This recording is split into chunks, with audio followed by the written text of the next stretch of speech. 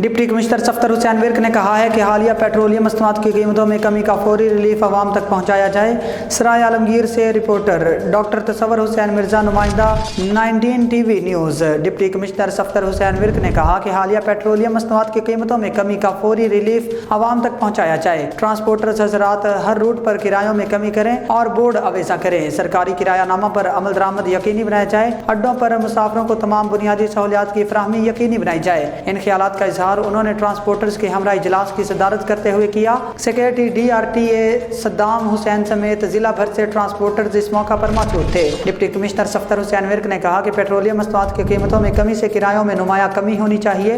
Transport मालिकान किरायों में कमी करके फौरन किरायानामे अड्डों पर नुमाया मकामात पर अवेजा करें। मुकर्रर करदा सरकारी किरायानामा पर अमल दरामद यकीनी बनाया जाए। अड्डों पर तमाम बुनियादी सहूलियात की फराहमी यकीनी बनाई जाए। किरायानामा पर अमल दरामद यकीनी बनाने के लिए अफसरान फील्ड में मौजूद रहें और गाड़ियों को चेक किया जाए। खिलाफ वर्जी करने वाले ट्रांसपोर्टर्स मालिकान के खिलाफ सख्त कार्रवाई अमल में लाई जाएगी।